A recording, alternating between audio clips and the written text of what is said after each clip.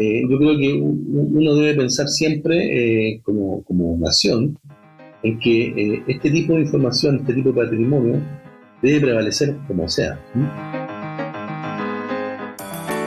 Esto es Nemocine, un podcast sobre la actualidad de los archivos sonoros y audiovisuales en Iberoamérica, realizado por la Red Iberoamericana de Preservación Digital de Archivos Sonoros y Audiovisuales, RIPDASA.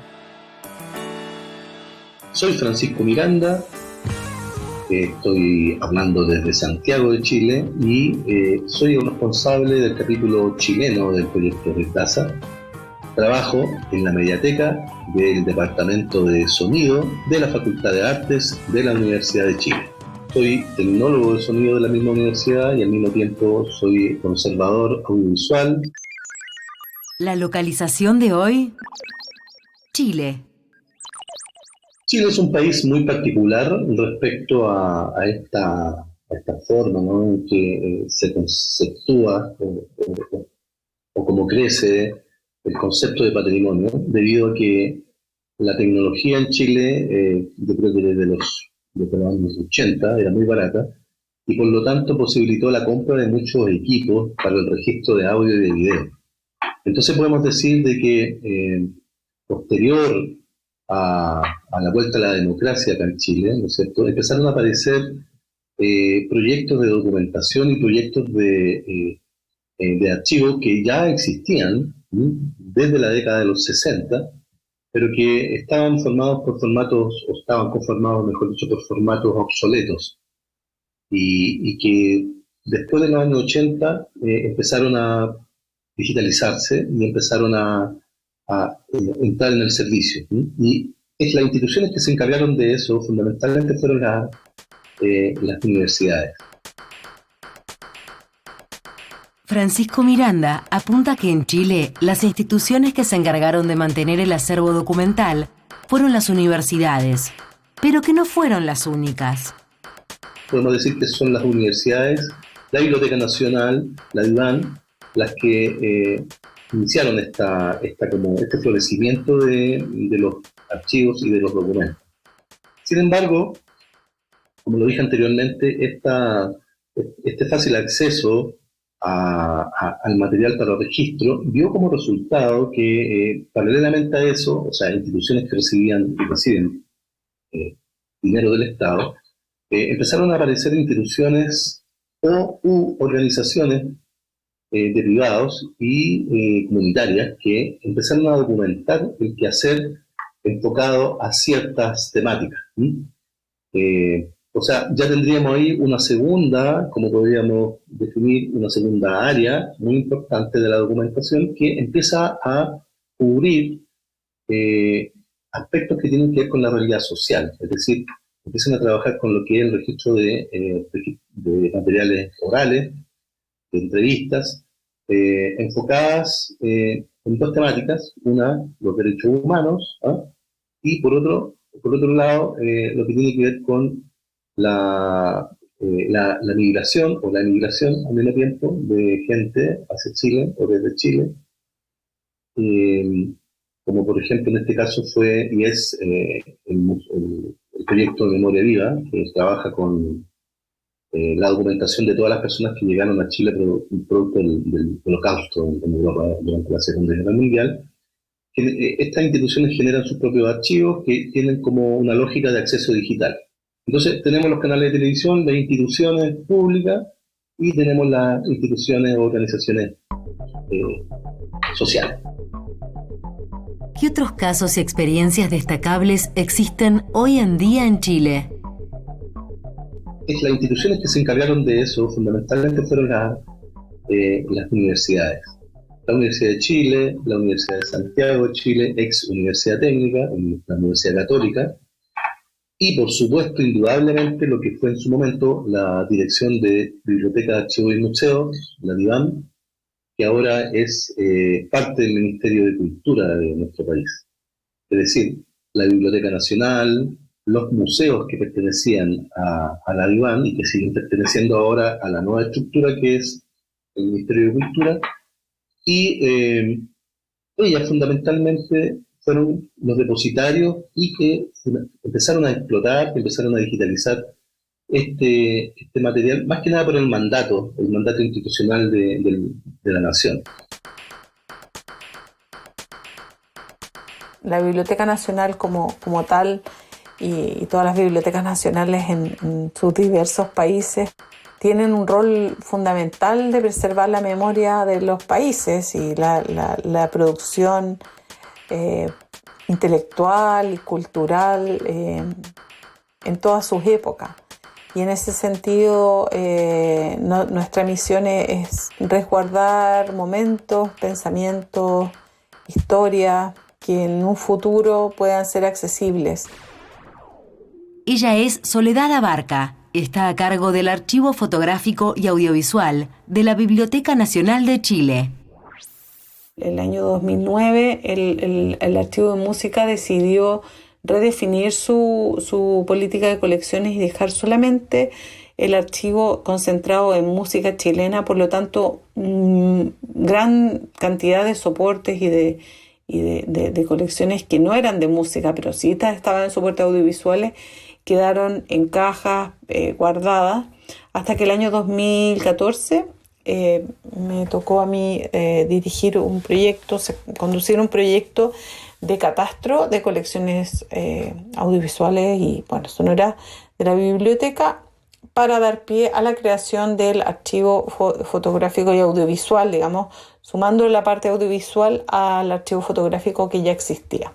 Nosotros en la Biblioteca Nacional, luego de esta fundación, digamos, de archivo fotográfico y audiovisual que les comentaba, se generó también un laboratorio a raíz de un catastro de máquinas y de reproductores que se realizó en un primer momento.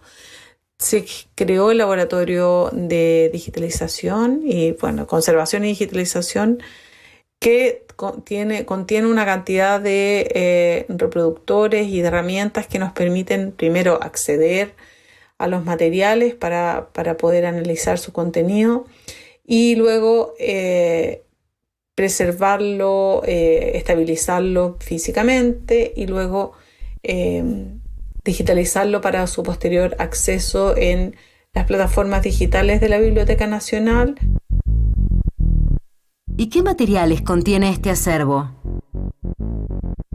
Dentro de la misma unidad tenemos tres colecciones, grandes colecciones, que es la fotográfica, la colección sonora y la colección de imagen en movimiento, que le hemos llamado.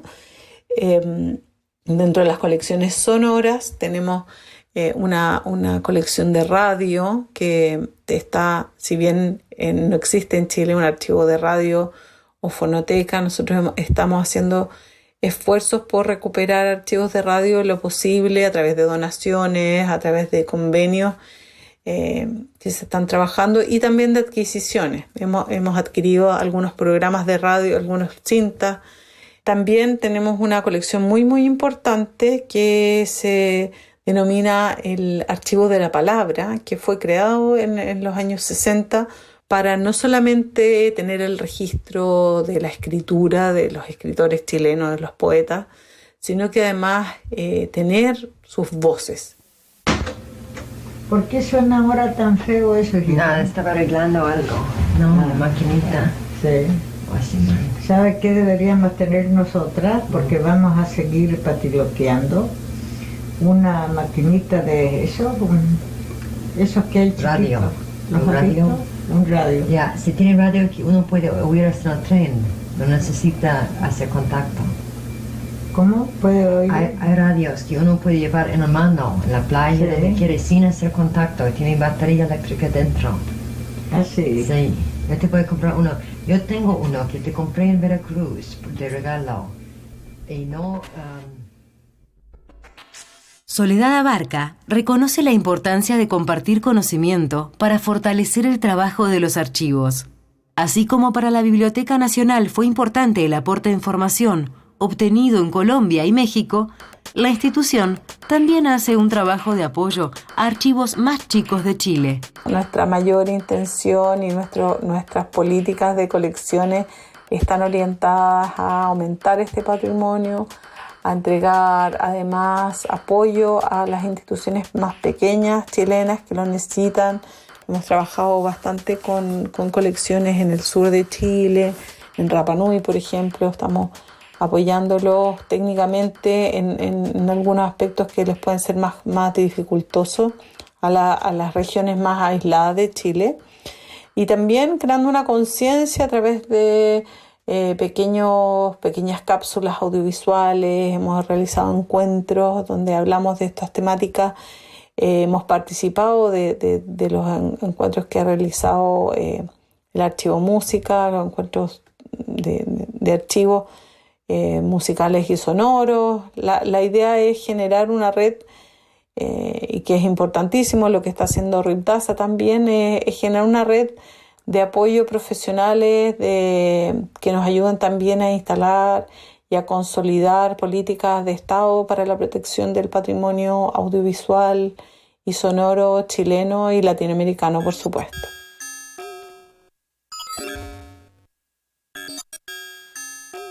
Otro ejemplo de eso es un ejemplo práctico, ¿no? de cómo ha crecido una comunidad desde un movimiento poblacional hasta constituirse en un área muy importante de la sociedad de Santiago, y que fue documentada a través de fotografías, a través de videos de formato muy simple, y que finalmente da origen a lo que es el canal de la Victoria. Podríamos decir, un experimento muy interesante que se denomina finalmente Señal 3 de la Victoria, que se transforma en un canal de televisión, finalmente, y que es un canal local y que pone todo lo que es la producción al acceso de la documentación de esa comunidad. La población La Victoria, que es el lugar donde se encuentra nuestro archivo, fue fundada el día 30 de octubre del año 1957. Esta nace después de que aproximadamente 1.200 familias dejaran lo que se denominaba como el Cordón de la Miseria, que era un conjunto de campamentos ubicados en el Sajón de la Guada, que es un sector que está aquí en Santiago, y dejan este lugar para ocupar el área de la chacra, la feria, a través de una toma de terrenos. Esta toma de terrenos fue la primera ocupación en ser concretada de forma exitosa en Chile y en el continente latinoamericano.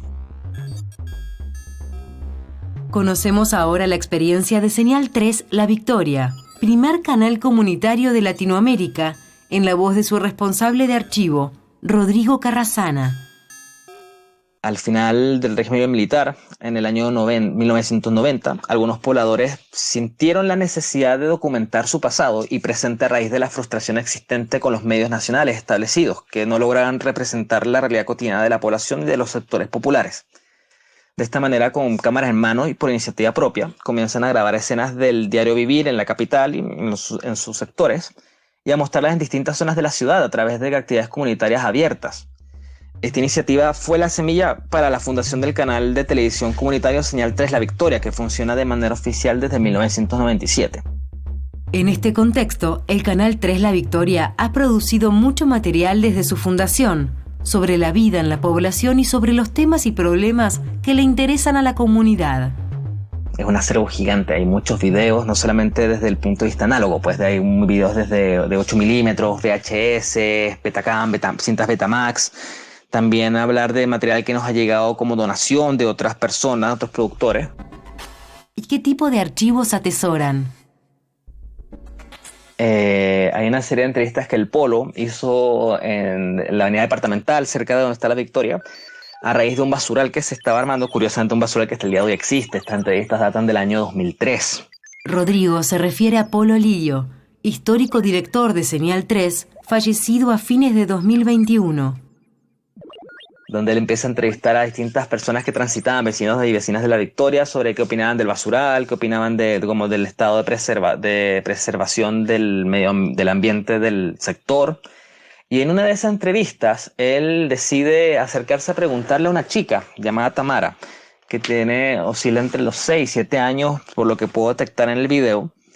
Y es bonito el gesto que hace el Polo, pues él se agacha, la mira directamente a los ojos para estar a su altura, Y este video para el día que el Polo falleció lo compartimos ese extracto y mucha gente quedó encantada, porque creo que no solamente demuestra lo bonito que era él como persona, sino lo que uno como espacio busca rescatar, que es darle voz a las personas que no tienen voz. ¿Cuál es tu nombre? Tamara. Tamara. ¿Qué te parece a ti que hay este basural aquí al lado tuyo? Me parece muy mal porque ahí unos señores pasan y después se pueden caer con esos camotes que hay ahí. ¿Y qué te parece a ti este entorno de basura que hay aquí para los niños como tú que juegan en la calle? Que... Es feo, no sé, ¿cierto? Sí. Es feo. Feo. No debieran botar basura aquí en la calle. ¿Qué le dirías tú a los adultos que botan basura acá? Que no deben votar más. Que no deben votar más porque si no esta ciudad va a ser cochina. Ya. Muchas gracias, Tamara. Otra pieza que recuerdo mucho es un discurso que yo escucho también del Polo, escuchando que estamos hablando de él, que él expone frente a una agrupación de chilenos y chilenas en el extranjero, en Europa, en Suecia. Esto data del año 2007, cuando se están constituyendo las primeras redes para formar lo que es la Asociación de Canales Comunitarios. Y él habla de lo difícil que ha sido constituir el proyecto en ese momento, de cómo ellos han tenido que tocar puertas, la gente les cierra las puertas en la cara y que los partidos políticos no se ponen con ni uno, y que gastan plata en campañas políticas, pero con el dinero que se usa en las campañas se podrían armar cuántos canales comunitarios. El Polo y varios de los chicos recorrieron el país completo armando canales comunitarios y ayudando inclusive hasta pueblos originarios, específicamente el pueblo mapuche, a construir medios de comunicación. Entonces creo que esa es otra pieza del acervo que me gusta mucho. Hoy día vamos a empezar a hacer una televisión y vamos a empezar a hacer talleres a la gente pobre, porque ya basta de exclusión para los pobres, basta de que vengan los ricos y nos muestren la realidad que a ellos se les ocurre, porque ellos piensan o porque son de la whisky izquierda. Basta. Hoy día necesitamos gente realmente que esté al mando de lo que es los medios de comunicación. Y vamos a crearle la primera escuela de cine, documental y televisión en Chile, popular. Y los tipos, ¿saben cómo quedaron? Cristiano los vio. Así, pero con así la media pena. ¿Por qué? Porque ya gente que no tenga plata para estudiar documental, gente que no tenga plata para estudiar cine, gente que no tenga plata para estudiar televisión. Y eso los tipos, pero como que quedaron mirando así, como que ¿cómo van a hacer una televisión? ¿Cómo van a hacer documentales? ¿Cómo van a hacer escuelas de cine? Y nosotros le dijimos, tomen, porque esto es lo que se merecen, porque los pobres también necesitamos oportunidades. Mira, si hay plata o no hay plata, como decía al principio, no nos interesa. Porque si el proyecto hay que llevarlo a cabo, lo vamos a llevar. Y si hay que asaltar un banco, lo vamos a asaltar. Si es que no hay solidaridad y si es que Venezuela no se pone, vamos a ir y vamos a asaltar un banco y vamos a llevar el proyecto a cabo. Pero lo importante sería que todos estuviéramos y seamos parte de ese proyecto. Hay otras experiencias estimulantes en Chile, como nos señala Francisco Miranda. Empezaron a generarse acciones muy concretas respecto a cómo los museos también, gracias al aporte, ¿no es cierto?, de personas externas, empiezan a observar el objeto audiovisual también como un material que debe ser almacenado y debe ser guardado. Entonces tenemos un ejemplo muy concreto que es el Museo Chileno de Arte Precolombino, que es una fundación privada que posee una colección muy importante de oro precolombino acá en Santiago, pero al mismo tiempo ha generado una importante colección de medios audiovisuales, de registro en el terreno, y de una serie de otros elementos que los podemos asociar al patrimonio audiovisual, en el sentido de que el museo comprende que este material debe estar al acceso público de forma gratuita. El acceso y el uso social de los archivos y su valor simbólico y cultural están en el centro del rol de las experiencias aquí abordadas. Los objetos son objetos, pero ¿qué es lo que hace que un objeto sea importante? Es la apuesta simbólica, el cariño, el afecto que uno le entrega a ese objeto. Y en este caso, claro, un VHS es un VHS, una cinta análoga es una cinta análoga, pero ¿qué es lo importante? Que es el vínculo afectivo con el que se construye este material. Entonces, cuando nosotros somos capaces, y sobre todo tomando en consideración de los archivos no institucionales, los archivos comunitarios, la capacidad de tomar esto y tener un proceso de reconocimiento, de autorreconocimiento frente a la historia, de poder decir, oye, yo también existo. Y eso es lo que hizo la Señal 3 al fundar este canal y al crear este archivo. Decir, yo también estoy aquí, yo también puedo hablar. No solamente es guardar y preservar los originales, sino que también hacerlos accesibles a la mayor cantidad de público posible para comprender el pasado y poder pensar en el futuro, digamos. Pues suena un poco cliché, pero realmente en estos registros podemos encontrar distintos pensamientos, distintas formas de vivir, de pensar, cómo hemos evolucionado. Y también podemos ver de qué otras formas también nuestras características como sociedad mantienen una identidad. Justamente el del acceso es uno de los problemas que identifica Francisco Miranda para algunos acervos de Chile. Ahora, es cierto que existen otros canales de televisión. Lamentablemente el acceso a esas colecciones siempre ha sido bastante restringido. Más aún en que hay algunos canales que se han privatizado y las instituciones o las empresas que han ocupado, ¿no es cierto?, la administración, ocupan no, en realidad han adquirido la administración, no dejan un libre acceso a los contenidos. ¿Cuál es el marco legal con el que se cuenta en Chile para la gestión de estos documentos?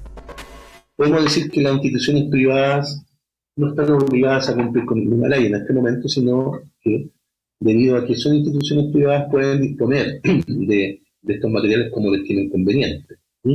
Entonces podemos decir de que para ver cómo estos archivos son digamos,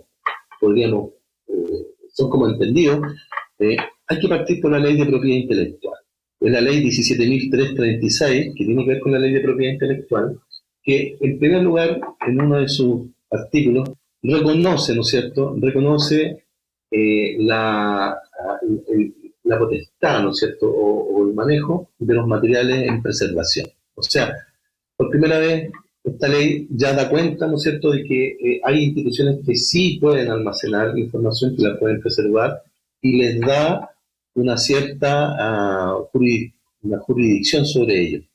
Hay dos leyes que están contrapuestas, podríamos decir, es decir, que no tienen que ver y sí tienen que ver con la necesidad de generar patrimonio audiovisual, que es la ley 19.981 sobre el fomento audiovisual y la ley 19.968 que crean los tribunales de familia. Mira, es raro que yo esté hablando de eso porque estamos hablando de patrimonio audiovisual, ¿no es cierto?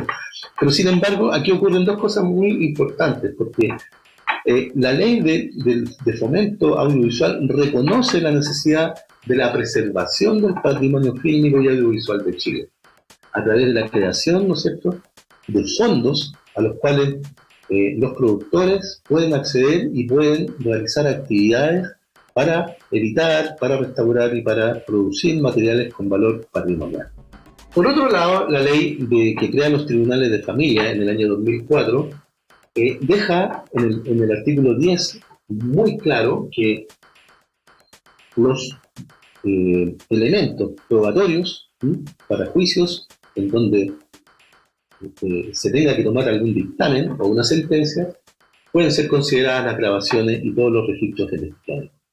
O sea, aquí vemos ya que la ley se abre, ¿no es cierto?, a definir el elemento probatorio y al mismo tiempo el Ministerio de Justicia, a través de esta normativa, reconoce la necesidad de preservar ese material. Y empiezan a aparecer leyes que, sin embargo, están como abocadas a otros aspectos, empiezan a conformar una red que yo creo que está bastante sostenida por la ley 20.285.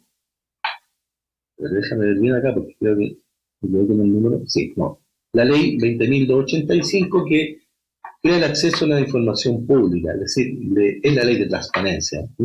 En esa ley, el Estado de Chile asegura, como es una ley que existe yo creo que en muchos países latinoamericanos, que asegura un acceso libre y controlado a la información del Estado.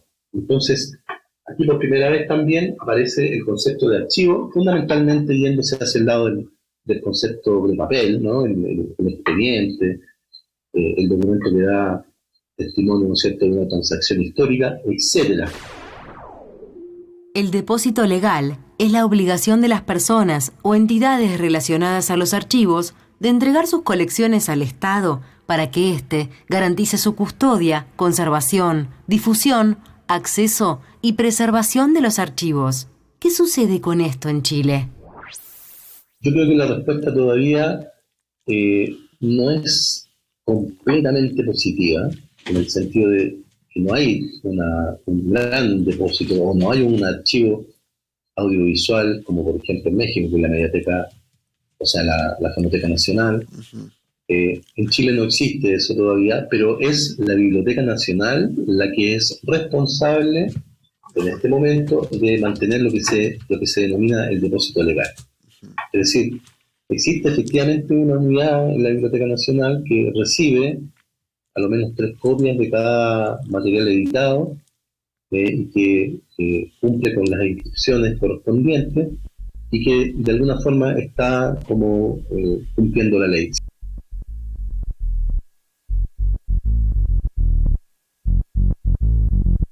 La historia de las colecciones sonoras y audiovisuales en la biblioteca, que tienen su origen más bien en el depósito legal, que es una ley bastante antigua en Chile, que fue dictada en octubre de 1925 y que obliga, digamos, por esta ley a todos los productores a entregar copias en diversos formatos a la Biblioteca Nacional para su preservación a largo plazo. Entonces vemos que está ocurriendo que el concepto de almacenar y de preservar desde una perspectiva de quién es el que hace el depósito, si es un segundo, un tercero o una propia institución, ha generado una gran discusión en el sentido siguiente.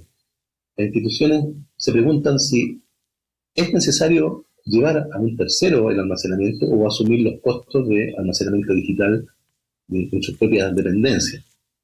Y parecía ser de que la resolución a este enigma, si podemos así, está dando como un resultado mixto, porque las instituciones están haciendo las dos cosas, es decir, están trabajando en sistemas de almacenamiento de mediana capacidad, localizados en sus propios lugares de almacenamiento para lograr acceso, pero por otro lado también están usando accesos remotos a través de depósitos que están en otros lados, a través de instituciones que arriendan estos servicios y posibilitan el acceso a través de estas plataformas, teniendo también almacenamiento digital en sus propias instituciones. Chile, en este tema, enfrenta algunos problemas y algunos desafíos. Chile es un país que en este momento no tiene una ley de archivos. O sea, está en un proceso en donde se han gestado y se han promulgado una serie de leyes que cubren diferentes aspectos del quehacer nacional, pero que efectivamente no tienen que ver necesariamente con una ley robusta aún. No digo que no se esté pensando, sino que todo lo contrario, hay gente que está trabajando acá en eso, y que están trabajando esta idea, ¿no es cierto?, de generar un cuerpo robusto en donde el manejo y la administración de los archivos no solamente vaya por el concepto del archivo de papel o el archivo histórico que normalmente nosotros conocemos, sino que vaya sobre el reconocimiento de lo que son estos nuevos archivos o estos nuevos elementos audiovisuales que conforman, podríamos decir, esta como inicial carrera, podríamos decir, para que se puedan recuperar antes que sean perdidos materiales fílmicos y materiales que son fotográficos y sonoros.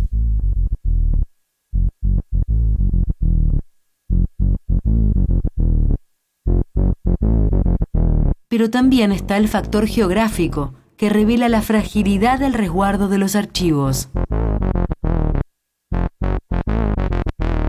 Como yo creo que todo el mundo sabe, Chile es un país sísmico, un país que ha tenido terremotos de gran envergadura, pero no solamente terremotos, sino también una serie de otros nuevos desastres naturales, como son las inundaciones, tsunamis, pérdidas por vandalismo, pérdidas por robo, que demuestran un poco la necesidad de generar leyes más robustas frente a este tipo de situaciones.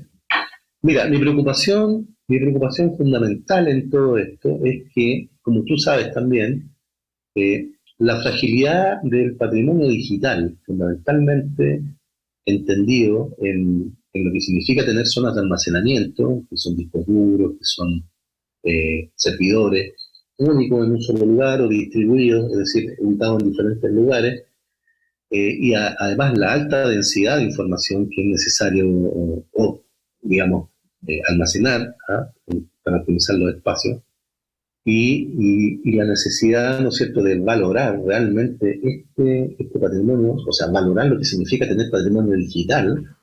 Creo que todavía acá está débil. Chile es un país que está en permanente riesgo, como te dije, de terremotos, pero también de incendios. Hemos tenido incendios los últimos 3 años que han barrido Chile casi, ¿sí? Y hay que entender de que también son un factor de riesgo muy elevado. Entonces, ¿en qué se debe pensar de ahora en más para resolver la gestión de archivos en Chile? Mi preocupación es que creo que no existe una política todavía clara de cómo se deben cuidar estos patrimonios. ¿Qué es lo que se debe hacer en un estado de emergencia? ¿Dónde deben estar estos objetos? ¿Quiénes son las instituciones que están responsables o que deberían ser responsables? ¿Qué se debe hacer o cuáles son las directrices en el caso de que se produzcan conflictos? Ya sea conflictos armados, conflictos internos, no hay nada de eso, o aparentemente no hay visiblemente.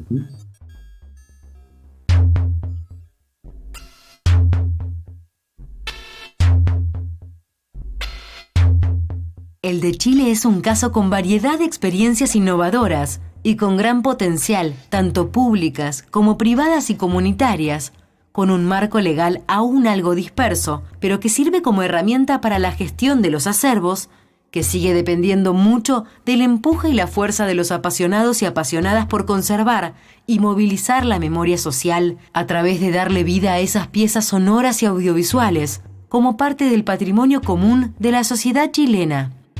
Lo que yo sueño es que exista realmente una estructura centralizada que valorice este patrimonio a través de un gran edificio que puede estar en Santiago. Bueno, Chile es una república unitaria, es decir, está centrada en provincias.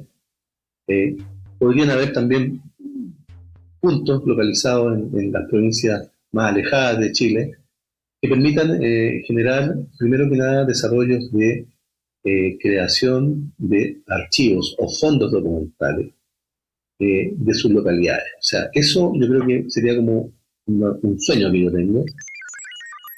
Y por otro lado, el acceso tecnológico. Es decir, aquí yo lo veo esto como una esperanza, porque si bien es cierto, yo podría decir que es un sueño, pero yo creo que no es un sueño porque es algo que nosotros ya sabemos que tecnológicamente todo es posible. O sea, acá la esperanza es que el acceso a la tecnología, específicamente diseñada para el acceso, para el almacenamiento y para lo que significa un acceso remoto fundamentalmente, porque aquí hay un concepto que también es sumamente importante y ha quedado de manifiesto luego de esta gran pandemia, que es necesario el acceso remoto. O sea, la gente necesita y va a necesitar, yo creo que de ahora en adelante, el acceso remoto desde los centros donde estos materiales están almacenados hasta su propia casa.